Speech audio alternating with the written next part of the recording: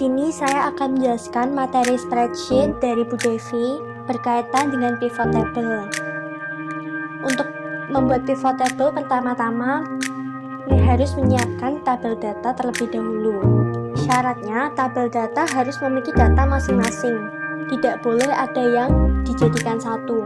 Misalkan di sini ada atas nama Satrio yang mengajar mata pelajaran IPA itu, dan Jonathan yang juga mengajar pelajaran IPA.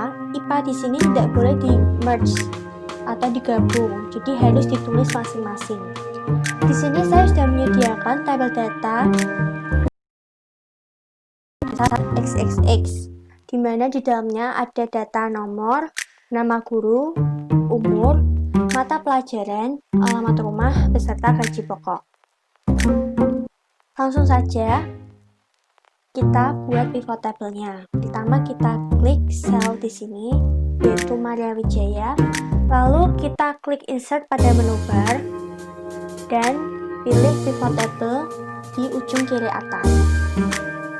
Akan muncul kolom notifikasi seperti ini.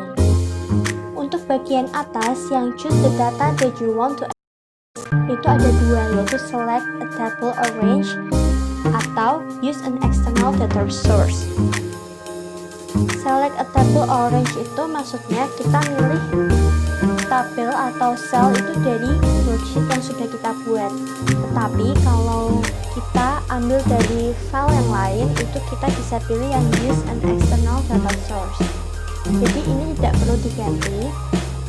Lalu yang di bagian bawah itu choose where you want to pick the pivot table report to be placed.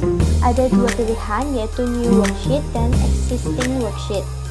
New worksheet di sini itu berarti pivot table yang akan kita buat nanti akan dibuat di worksheet yang baru. Tapi kalau di existing worksheet itu, pivot table yang akan kita buat itu di worksheet yang sama dengan tabel data, hanya berada di area yang kosong. Kita pilih yang new worksheet, lalu klik OK. Maka akan muncul tampilan seperti ini. Kita ganti nama sheetnya. Ini adalah tabel data, dan yang ini pivot table. Ini ada seperti ini, dan yang di kanan ini ada pivot table field. Itu semacam pengaturan untuk kita nanti membuat pivot table sesuai dengan kriteria yang kita inginkan. Di sini pertama, misalnya kita ingin membuat daftar nama guru yang berusia 30 tahun. Kita klik atau kita centang nama guru dan kita klik yang umur. Di sini itu kan kita inginnya 30 tahun, tapi ketika kita centang ini, yang muncul itu adalah umur dari semua nama guru. Lalu kita klik tanda panah pojok kanan ini, akan muncul seperti ini. Select all-nya kita klik sehingga terhapus, dan kita klik yang umur 30 saja. Untuk ini juga sesuai dengan yang kita inginkan, yang dibutuhkan. Misalnya kita mau umur 25 dan 28, mau umur 26 saja atau 30 saja, itu tergantung yang dibutuhkan. Lalu kita klik OK. Dan karena belum berpindah dan masih sama, sum of umur yang ada di value di pojok kanan bawah ini kita pindahkan ke filter. Maka akan tampil bentuknya seperti ini, yaitu dimana daftar nama guru dengan usia 30 tahun. Setelah itu misal kita tambah dengan gaji pokok dari masing-masing guru di usia 30 tahun. Nah, kita centang di sini saja, lalu muncul seperti ini. Lalu kita tambah dengan mata pelajaran yang diampu. Nah, misal seperti ini, ada olahraga, IPA, dan IPS, dan lain sebagainya. Jadi pivot table ini itu selalu berbeda-beda tergantung apa yang kita butuhkan. Jadi tidak selalu itu saja. Misal tiba-tiba kita ingin masa-masanya menggaji, kita bisa lihat gaji pokok. Misal kita ingin tahu yang gaji pokoknya itu adalah 2,8 juta. Kita lihat itu siapa saja. Ini sum of gaji pokok seperti tadi kita pindah ke kolom filter. Nah, ternyata yang gajinya 2,8 hanya Dimas dan Dian. Begitu seterusnya. Jadi ini menyesuaikan dengan apa yang dibutuhkan oleh perusahaan atau usaha-usaha kecil lainnya. Lalu misal kita kembali yang ke tadi, itu ada umurnya itu kita buat 30 tahun tadi dengan gaji pokok, misal dengan alamat rumah. Nah, jadi munculnya seperti ini. Lalu ini sudah selesai, tinggal nanti kalian mau butuh apa saja, itu tinggal kita setting di pivot table field-nya ini. Misalkan seperti ini, kita bisa juga buat grafiknya di pivot chart. Pertama, kita blok, klik insert, di sini ada pivot chart. Nah, ini kita tinggal pilih bentuk-bentuk grafiknya sesuai dengan pilihan masing-masing. Lalu kita misal klik ini oke. Maka akan muncul seperti ini. Jadi di sini itu yang di atas ini ada pivot table dan yang di bawahnya itu ada pivot chart. Kita pindahkan.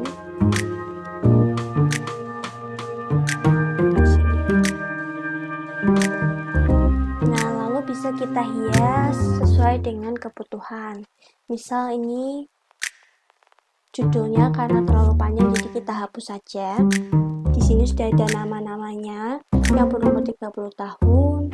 Lalu juga sudah ada gaji-gajinya. Misal ini juga di sini bisa diklik umurnya. Misalnya kita ganti yang berumur 28 tahun. Kita klik OK. Nah, di sini langsung otomatis mengganti nama-namanya. Bisa kita ganti umur 26 dan 28. Nah, dia di sini akan langsung muncul. Begitu seterusnya. Lalu kita tinggal hias saja di format. Dan ini bisa ada shape fill, shape outline, terus ini untuk fontnya. Kita kasih shape-nya.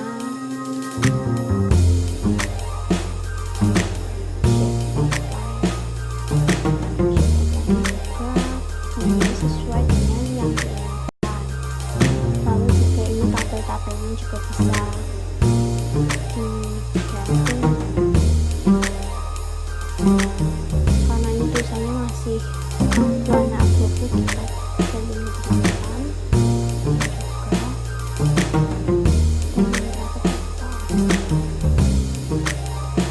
jadi seperti ini bentuknya pivot chart dan seperti ini bentuknya pivot table. Jadi ini pivot table itu juga bisa untuk mempermudah dalam perusahaan mencari data-data yang diinginkan. Misalkan untuk perusahaan besar tentu memiliki banyak sekali pelanggan atau customer. Itu bisa untuk mencari data yang dibutuhkan. Misalkan mesti ada nomor, nama customer, kota customer tersebut, terus ada misal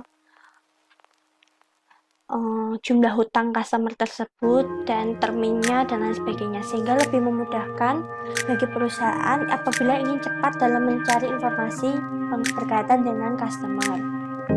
Sekian, terima kasih.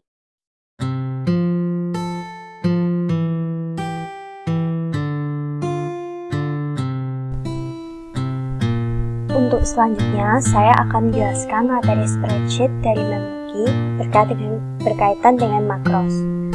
Yang pertama, di sini sudah ada worksheet kosong. Kita buat dulu tabel untuk datanya. Ada nomor, lalu varian dan harga. Kita buat tabel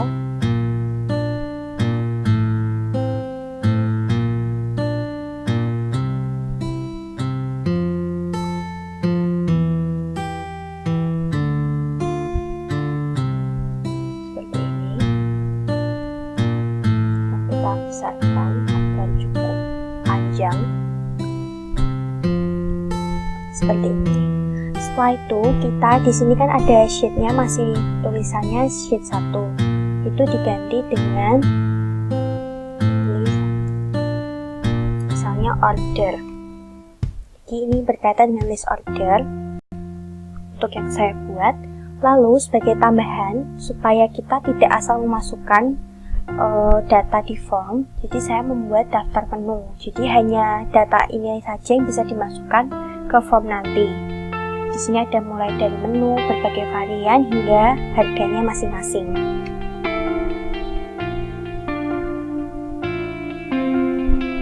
Jadi ini tidak harus dibuat, hanya untuk tambahan saja.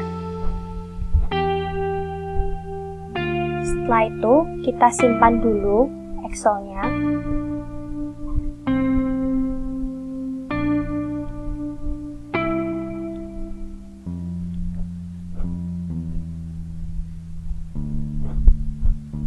Untuk file name-nya terserah.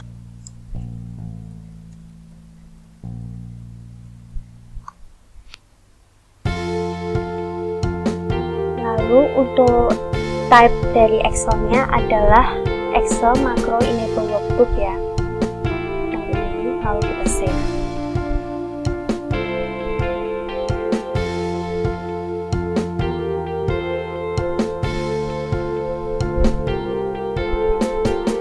Nah, setelah di save, kita mulai untuk membuat formnya. Pertama, klik Developer di menu bar, lalu pilih Visual Basic. Akan muncul tampilan seperti ini. Lalu untuk membuat form, kita klik Insert, User Form. Di sini ada toolbox, kita pindahkan dulu ke kanan. Ini adalah formulir kita, jadi yang titik-titik ini, jadi kita perbesar dulu. Setelah itu, kita beri nama. Jadi di sini, di yang paling kiri ini ada semacam tabel informasi dari formulir yang akan kita buat. Name-nya kita ganti sesuai dengan yang dibutuhkan. Kalau di sini saya tulis menu. Tadi kan local seafood, jadi kita singkat LS. Captionnya juga menu LS. Lalu selanjutnya kita beri latar belakang untuk formulirnya agar lebih menarik. Kita pilih yang picture, kita klik yang titik 3, lalu pilih gambar. Karena ini berkaitan dengan seafood, jadi saya pilih untuk yang berkaitan dengan seafood juga. Lalu picture size mode, karena ini kurang lebar, kita pilih picture size mode, kita pilih yang nomor 1. Jadi dia akan lebar.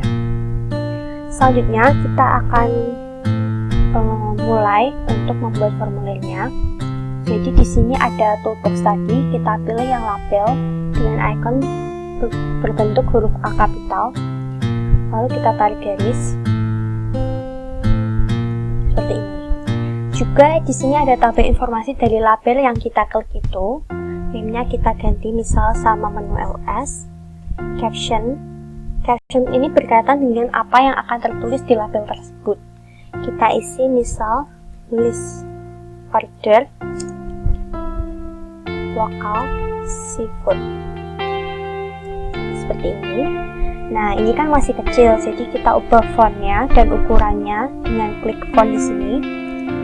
Klik lalu klik titik 3, diedit sesuai dengan selera masing-masing. Dari fontnya, lalu font style, sampai size-nya. Jika tidak cukup seperti ini, tinggal dilebarkan saja. Nah, seperti ini. Untuk besar kecil juga sama. Selanjutnya, kita mulai buat kategori-kategorinya juga pakai label. Untuk mempercepat, pertama kita buat kecil dulu, 1. Lalu kita edit untuk fontnya.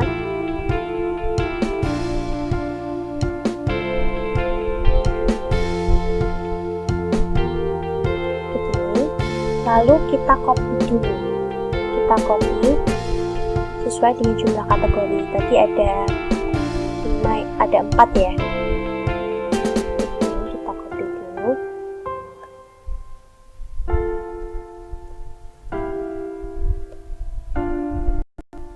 seperti ini, baru kita klik satu persatu untuk mengubah masing-masing.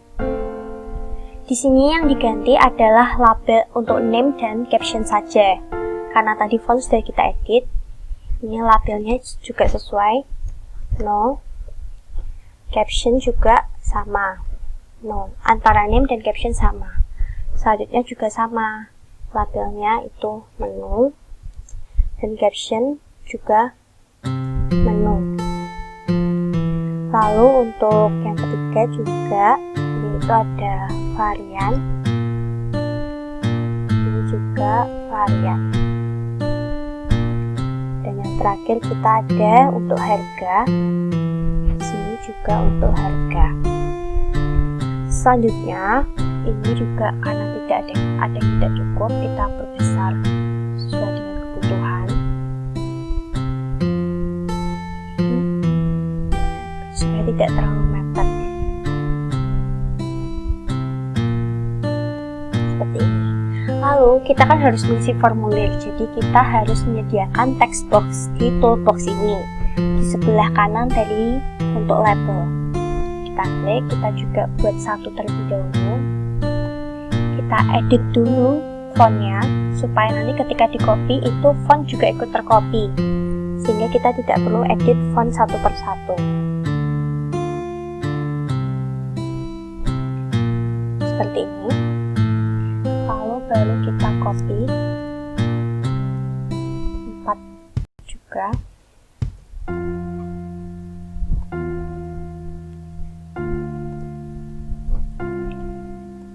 Dan jangan lupa karena ini untuk isian, jadi juga diperpanjang ya, supaya cukup.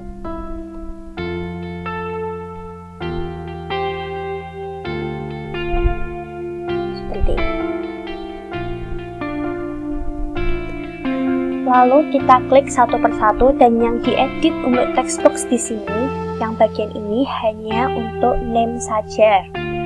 Misalnya di sini itu ada text box 1, kita ganti menjadi text no. Sesuai dengan kategori di sampingnya. Yang bawah ini menjadi text menu. Dan yang di bawah menjadi text varian. Dan yang terakhir sama, yaitu menjadi text harga. Nah, ini sudah jadi, tapi masih kurang untuk cara untuk menyimpan agar bisa masuk ke Excel yang sudah kita buat di awal. Yaitu maka kita klik comment button di bawah dari label. Kita seperti bisa tarik. Kita edit dulu font juga.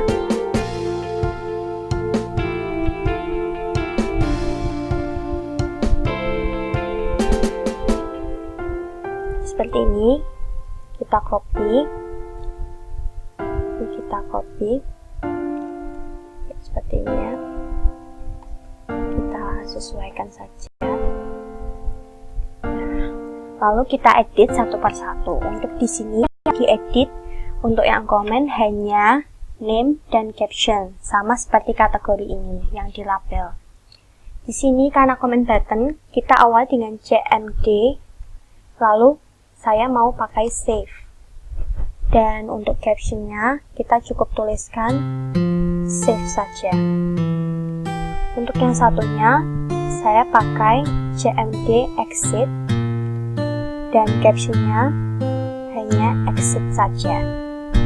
Setelah ini selesai, itu kita masukkan kode untuk pemrogramannya agar formulir ini bisa terpakai.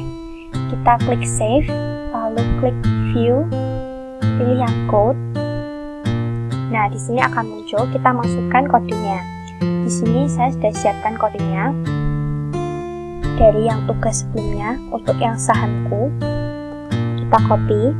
Jadi yang di kiri ini ada untuk save, yang kanan ada untuk exit. Kita copy. Kita masukkan kopas. Copy saja. Nah, yang paling atas ini karena double, kita hapus salah satu. Begini. Lalu untuk sahamku, karena tadi kita pakai order, jadi kita ganti pakai order. Lalu untuk yang ini, yang yang saya lingkari ini, itu kita sesuaikan dengan kategori yang kita miliki, yaitu ada 4 tadi. Ini karena ada no juga, berarti tidak usah. Yang selanjutnya kita pakai menu, lalu kita juga pakai varian, lalu harga. Nah, karena 4 saja, jadi kita yang paling bawah dihapus. Gitu. Lalu kita ke bawah lagi, yang ini juga disesuaikan dengan kategori kita. Jadi yang ini kita ganti menu, yang ini kita ganti varian, lalu yang bawahnya ada teks harga, dan karena yang bawah juga kita hanya 4, kita hapus. Kita ke bawah lagi, ini ensub ada double, kita hapus hingga menyisakan 1, enter saja. Seperti ini. Setelah itu kita silang, kita masuk ke code untuk komen yang exit. Kita klik exit sama seperti tadi, yaitu view code. Nah, akan muncul seperti ini. Kita masuk ke kode yang sudah sama seperti tadi, kita copy, kita paste. Nah, akan seperti ini. Ini tidak ada yang perlu diganti, hanya dihapus saja yang kedobelan, yaitu seperti ini. Yang private sub itu kita hapus, dan yang end subnya juga kita hapus, dan misalkan 1 spasi antara end if dan end sub. Lalu kita silang. Setelah ini semua, kita file save. Jadi kita save dulu form kita. Setelah itu kita run sub or user form. Ini untuk mencoba apakah form kita itu berhasil atau tidak sih. Akan muncul seperti ini. Jadi dia akan mengcombine antara form dan Excel. Kita coba dari yang data tadi ada di daftar menu yang ini ya. Kita coba, misalkan ini untuk nomor order 1, menunya ada nasi goreng, variannya ada spesial, dan harganya untuk nasi goreng spesial adalah 30.000. Kita save, apakah masuk? Nah, di sini masuk ya, berarti itu berhasil. Kita coba lagi sampai 3. Yang nomor 2, misalnya kita pakai gurami dengan varian rasa asam manis. Gurami asam manis dengan harga 90.000.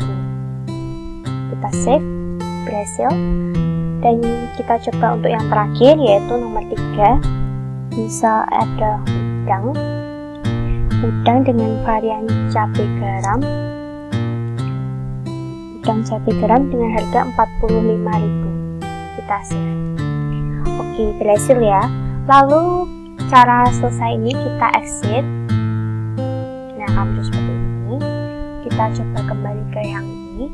Ini misalnya nasi goreng spesial 30.000. Itu sesuai ya dengan daftar menu yang saya buat, sehingga apa yang di list order ini tidak memasukkan data sembarangan, tapi daftar menu sesuai dengan yang diinginkan.